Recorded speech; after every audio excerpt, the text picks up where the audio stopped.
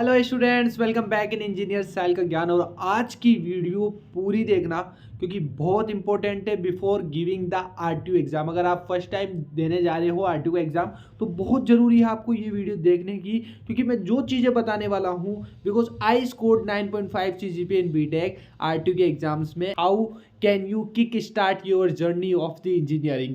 और इसमें एक बहुत मस्त चीज़ें करने वाले हैं। सबसे पहला टॉपिक रहेगा अपना आरटीओ पैटर्न्स। दो चीज़ होगी कि एक तो क्रेडिट स्कोर्स है, यानी कि आप मार्क्स कितने भी लाओ it doesn't matter at the end. तो क्या मैटर करता है, आपके क्रेडिट्स मैटर करेंगे, वो समझाऊंगा मैं। सेकंड, पेपर किस तरह से आ रहा है और किस तरह से आपको दे के आना है वो भी मैं इस वीडियो में बताऊंगा। सेकंड सर, एक कंफ्यूजन रहता है कि मिनिमम मार्क्स कितने रिक्वायर्ड है, कि सर 100 नंबर का पेपर है तो कितने नंबर में लेके आऊँ वहाँ पर। ये बहुत कंफ्यूजन है, किसी ने बताया नहीं। इस वीडियो में आपके सारे डाउट सोल्व हो जाएंगे, इसलिए वीडियो लास्ट तक जरूर देखना। एक एक चीज़ इंपॉर्टेंट है इस वीडियो के अंदर। थर्ड है how to give RTO exam. अब सर पेपर में लिख के कैसे आऊँ, अगर मेरे को कुछ चीज़ें नहीं आ रही या कुछ चीज़ों का आंसर मुझे नहीं पता तो मैं क्या करके आऊँ पेपर में। उसका भी एक तरीका होता है कि आपको नंबर कैसे मिल सकते हैं और भी ज़्यादा, तो वो भी बताऊँगा तीनों चीज़। तो before to start the video को स्टार्ट करने से पहले हमारा एक टारगेट है 25 के सब्सक्राइबर और इंजीनियर साहिल का ज्ञान। हमारे 23.5 के सब्सक्राइबर ऑलरेडी है चैनल पे, ओनली 1.5 के सब्सक्राइबर चाहिए। Please subscribe this channel and share this video because it's very important to watch every student those who are going to give the first time RTO exam. उन सब तक ये video पहुंचनी चाहिए ताकि वो भी मिस्टेक ना करें और उनका पेपर अच्छे से हो जाए। So let's start very first thing, the RTO patterns, credit system and the paper pattern.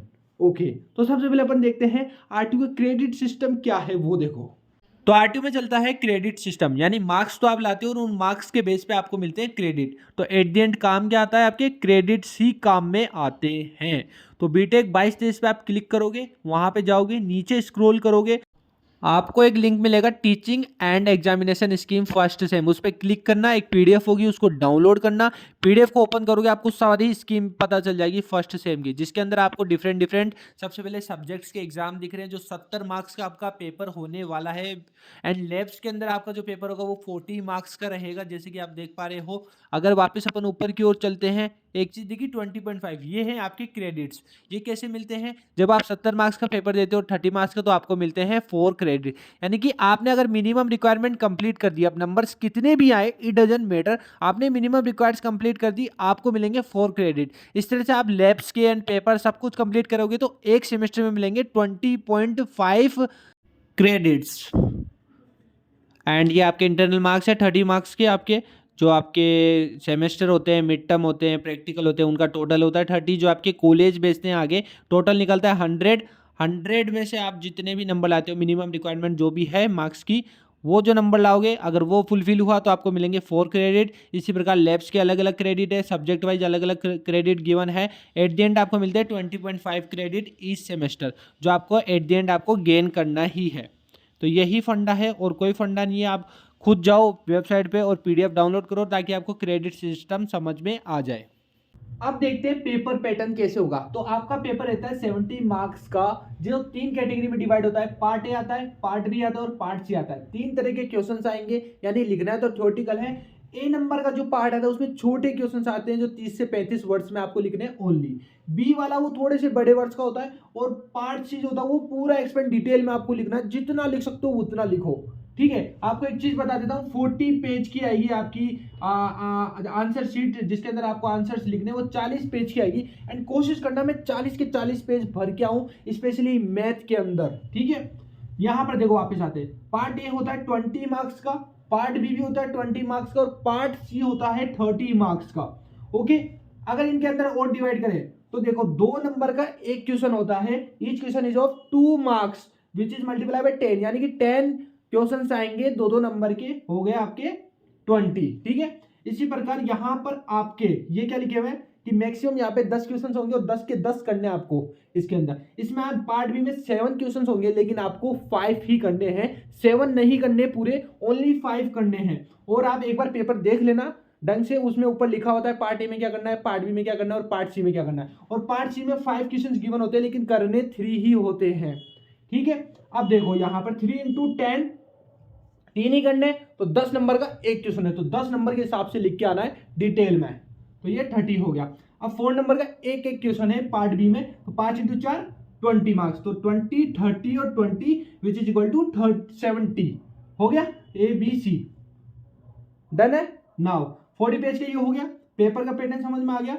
इसी के अंदर एक और है सर मिनिमम मार्क्स रिक्वायर्ड। अब इस 70 नंबर में कितने मार्क्स रिक्वायर्ड होते हैं, तो इसको निकालते हैं अपन। परसेंटाइल सिस्टम होता है इसके अंदर। क्या होता है सर?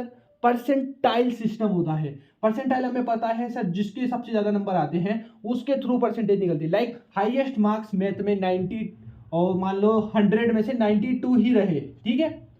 अब इसके अकॉर्डिंग आपका निकलेगा। फिर अगर ये 100 हुआ तो सिंपल है, क्योंकि मैं आपको एक चीज बताता हूं, टोटल मार्क्स जो होते हैं 70 पेपर का हो गया और 30 आपके कॉलेज वाले सेंड करते हैं, जो भी आपके प्रैक्टिकल लेते हैं या आपके मिड टर्म आते हैं छोटे छोटे, उन सबको ऐड करके जो फाइनल मार्क्स बनते हैं वो होते हैं 30। अब 30 में से कॉलेज 25 भेजती है, 27 भेजती है कि अच्छे स्टूडेंट्स को 30 पूरे भेज देती है, और कम आपके मार्क्स आते हैं, आपने कोई मिड टर्म छोड़ दिया हो या प्रैक्टिकल नहीं दिया हो तो 19-20 भेजती है, ठीक है। टोटल होता है 100, ओके। अब इस 100 का टोटल 35% अपन को चाहिए मिनिमम, यानी कि टोटल का 35 मार्क्स मेरे आने चाहिए। अब कई लोगों से सुना होगा सर अब मेरे को 36 चाहिए होते हैं, वो सही बोल रहे हैं समहाउ। वो कैसे? क्योंकि आपके बाकी 70 मार्क्स आ रहे हैं परसेंटाइल के थ्रू। अब ये परसेंटाइल का क्या फंडा है सर, कि मैं कैसे बताऊं? चलिए ये तो समझ में आ गया, टोटल का 35%, लेकिन 70 में से कितने लाने हैं वो कैसे बताऊं? तो वो ऑल ओवर आपको एक हिंट ही मिलेगा। मैं आपको दिखाता हूं एक हिंट, एक मेरे पास फॉर्मूला है उसके थ्रू बताता हूं आपको। परसेंटाइल का फंडा यहाँ पर ही होता है number of values below x, यानी कोई number, and total number of values multiply 100, ये होता है कोई फॉर्मूला होता है परसेंटाइल का। अब सपोज करो 10 स्टूडेंट है, उनके ये नंबर से रहे टोटल, ठीक है, मैथ के अंदर ये नंबर से रहे आउट ऑफ 100, ठीक है। अब मेरे को पता लगाना है कि 70 के बेस पे सर मेरे को परसेंटाइल बता दो कि कितने बंदे हैं जिनके बिलो 70 आया है। तो मैं कैसे निकालूंगा? किसी भी 70 से नीचे कितनी वैल्यूज है, तो 1 2 3 4 5 6, तो 6 आ गए यहाँ पर। अब टोटल कितनी है, ये टोटल है सर 10, तो 6/10 विच इज 60%, यानी कि 70 से नीचे किन किन बच्चों के आए हैं वो आप बता सकते हो। तो 60% बंदों के 70 से नीचे नंबर आए हैं।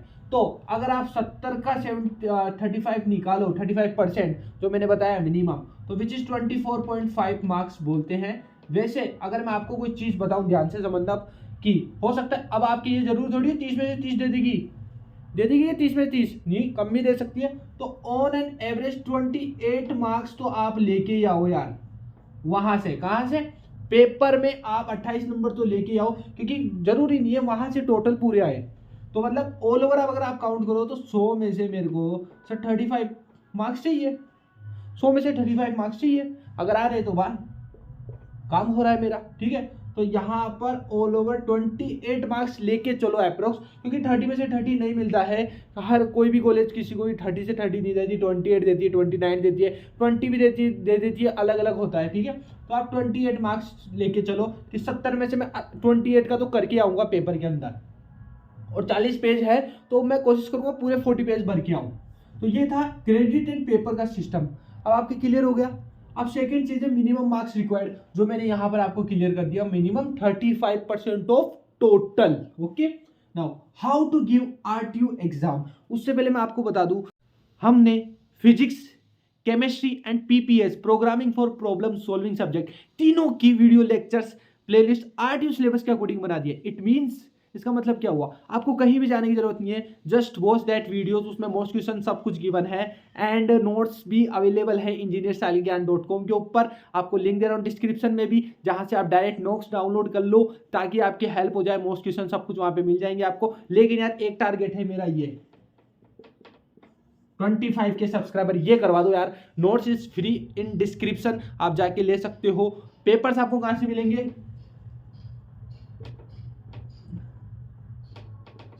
engineerstylegyan.com वेबसाइट है, वहां पे जाओ, वहां पर पुराने सारे पेपर्स मिल जाएंगे। नोट्स की प्रोसेस है, लेकिन आप डिस्क्रिप्शन में जाना, वहां लिंक है, वहां डायरेक्टली आपको मिल जाएंगे नोट्स। डाउनलोड कर लो, पढ़ लो, मोस्ट क्वेश्चन सब गिवन है, बट ये टारगेट करवा दो यार।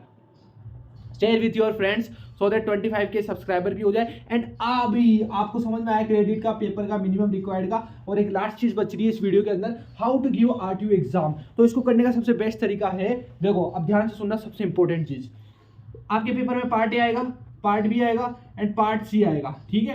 अब मैं तो यहीं पर आपको मैंने मेरी लाइफ में मतलब 4 साल में मैंने सबसे ज़्यादा सबसे पहला पार्ट सी को पिक कराऊं जब भी मैंने किया है, क्योंकि मैं इसमें ये श्योर रहता हूं कि हो सकता है पेपर लेंदी हो, ठीक है। तो मैं बड़े मार्क्स वाले क्वेश्चंस कर लूंगा तो 28 का तो इजीली कवर अप हो जाएगा, पहली बात।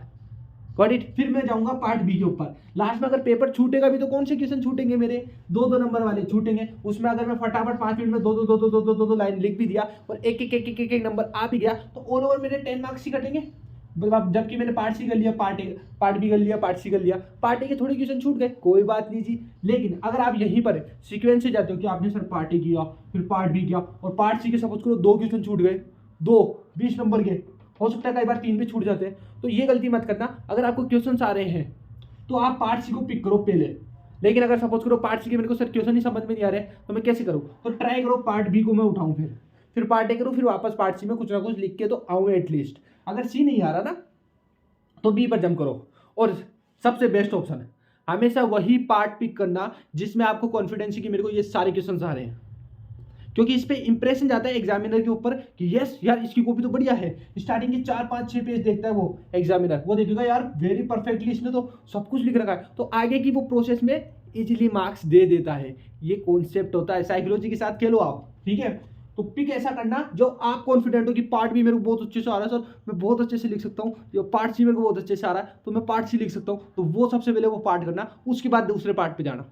अब हमेशा एक और चीज, अगर आप पार्ट ए पिक कर रहे हो तो ट्राई करना कि 20 जितने भी क्वेश्चन है उसके अंदर पार्ट के अंदर वो सारे मैं करूंगा। इसी प्रकार पार्ट सी कर रहे हो तो मैं पहले पार्ट सी के जितने क्वेश्चन है वो करूंगा, फिर दूसरे पार्ट पे जाऊंगा। ऐसा नहीं कि पार्ट ए का एक क्वेश्चन कर लिया, फिर पार्ट बी का वो क्वेश्चन कर रहा हूँ, फिर पार्ट सी का ये कर रहा हूँ, नहीं गाइस ऐसा मत करना। और आंसर वाली में लिखना पहले कि पार्ट सी स्टार्ट कर रहा हूँ सर मैं, फिर लिखना कि जैसे क्वेश्चन नंबर 1 का आंसर ये है, क्वेश्चन मत लिखना वहां, ऐसे लिखना आंसर 1, क्वेश्चन मतलब आंसर 1, ठीक है। अगर डायग्राम पॉसिबल हो सके थ्योरेटिकल सब्जेक्ट्स में तो डायग्राम जरूर बना के आओ, पेंसिल का यूज करो डायग्राम्स के लिए, ठीक है।